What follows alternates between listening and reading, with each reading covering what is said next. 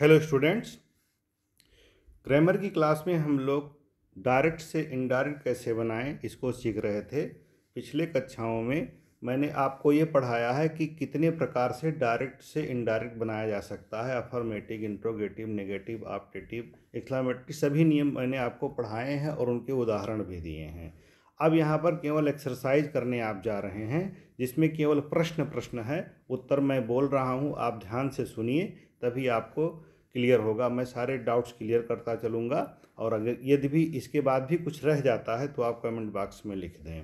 आज की एक्सरसाइज है change the following sentence into indirect speech. First sentence है he said to her my mother is going today. ठीक है, इस एक्सरसाइज में हम लोग समय के परिवर्तन को सीखेंगे। जैसे टुडे है, यस्टरडे है, टुमारो है, तो ये कैसे बदलता है इस चीज़ को हम सीखेंगे। तो इसका इनडायरेक्ट क्या बनेगा?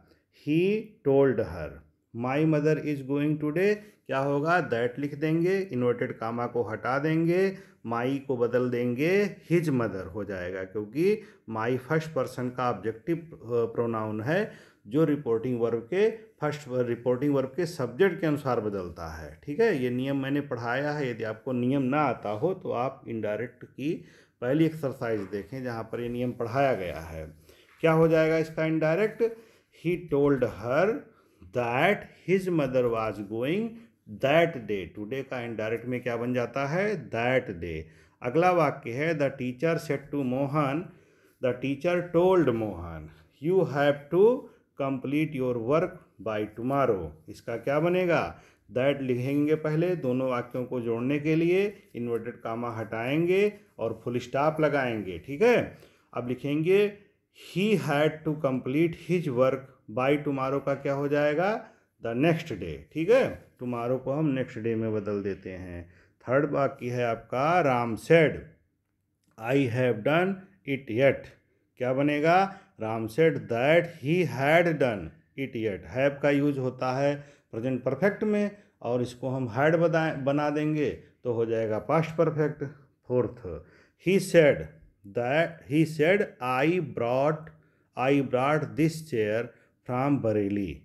क्या बनेगा indirect? He said that he had brought that chair from Bareilly. That chair, this का दैट कर देते हैं। वैसे एक रूल और ग्रामर में है कि कोई ऑब्जेक्ट अगर रिपोर्टेड स्पीच के सब्जेक्ट के सामने है तो उसमें नहीं बदलते हैं। तो इसका दोनों तरह से आप मान सकते हैं, क्योंकि जैसे रिपोर्टेड स्पीच का सब्जेक्ट क्या है? आई है, और वो बोल रहा है कि यह कुर्सी मैं बरेली से लाया था, तो उसी के सामने वो ऑब्जेक्ट है ना। तो दिस का दैट नहीं भी करोगे तब भी कोई गलत इसमें नहीं होगा। तो क्या बनेगा? ही said that he had brought this chair को दिस चेयर भी रहने दो या दैट चेयर भी लिख दोगे अगर, तब भी आपका चल सकता है, पर यहाँ पर दिस चेयर ही रहेगा। फिफ्थ नंबर का सेंटेंस है they said we did it ourselves. क्या बनेगा indirect? They said that they had done it ourselves. They had done it ourselves का बनेगा देमसेल्व्स कर देंगे, आवरसेल्व्स का देमसेल्व्स कर देंगे, सॉरी। ठीक है, कहीं पर उच्चारण अगर आपको गलत लगता है तो आप संभालिएगा, उसको बताइएगा। Ramesh said I could not deliver any lecture yesterday.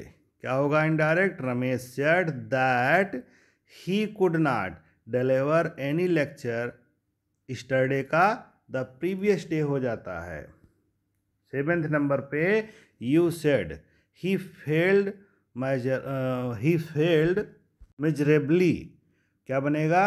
You said that he had failed miserably, ये बन जाएगा।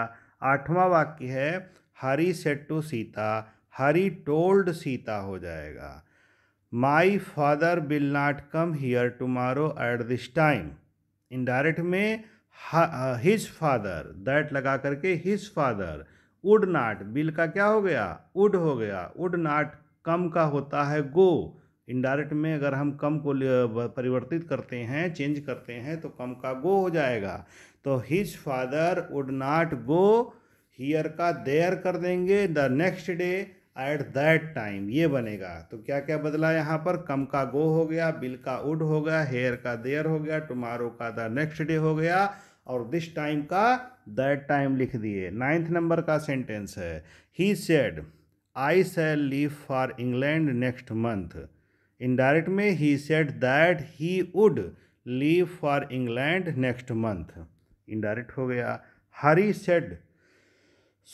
Said this umbrella is mine, indirect में Hari said that this umbrella was mine हो जाएगा।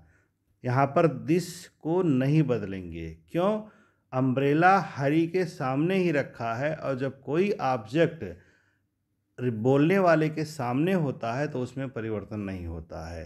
तो इस एक्सरसाइज में आपने सीखा समय का परिवर्तन, कि दिस का दैट, हियर का दियर, टुडे का दैट डे, टुमारो का नेक्स्ट डे, स्टरडे का प्रीवियस डे, कम का गो।